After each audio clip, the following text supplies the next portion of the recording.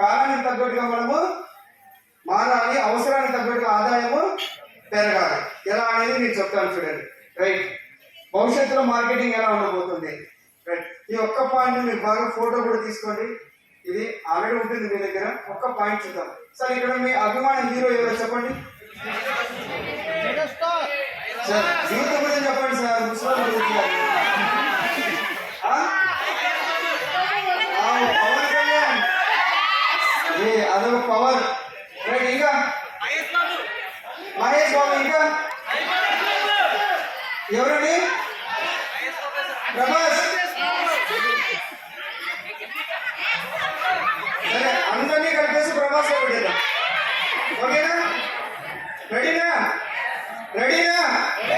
ఇక్కడ ఒక్క పాయింట్ బాగా సీరియస్ గా వినండి. ప్రభాస్ ఈరోజు ఒక నిర్మాత దగ్గరికి వెళ్ళి సినిమా తీయడానికి సైన్ అప్ చేస్తే కొన్ని కోట్లు ఇస్తాడు, అవునా?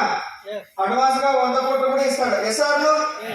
ఎస్ఆర్ను సరే, ప్రభాస్ కి 100 కోట్లు ఇచ్చాడు. ప్రభాస్ కంటే అందమైన వాళ్ళు ఇక్కడ ఉన్నారు చాలా మంది. ప్రభాస్ కంటే బాడీ బిల్డర్లు ఇక్కడ ఉన్నారు అంతమంది. వీళ్ళు వెళ్ళి సైన్ చేస్తే ఎంత ఇస్తారు డబ్బులు? ఈ పాయింట్ అర్థం చేసుకోండి. ఈ ఒక్క పాయింట్ సార్ మీకు ఎంత ఇస్తారండి? గేట్ కూడా రాని. ఎస్ఆర్ను ఇప్పుడు ఇంకేం ఆయన మనిషి ఈయనకంటే అందంగా ఉన్నాడు, ఎవరో ఉన్నాడు, బాగా బాడీ బిల్డర్ చేశారు. ఎందుకు ఇవ్వలేదంటే ఒక్కటి చెప్తాను. ఆ ఎందుకు సైన్ చేసి 100 కోట్లు ఇచ్చాడంటే, ఒకవేళ సినిమా ఫెయిల్యూర్ అయినా వాళ్ళ అభిమానులు చూసినా నాకు డబ్బు వచ్చేస్తుంది. ఎస్ఆర్ను అంటే ఇప్పుడు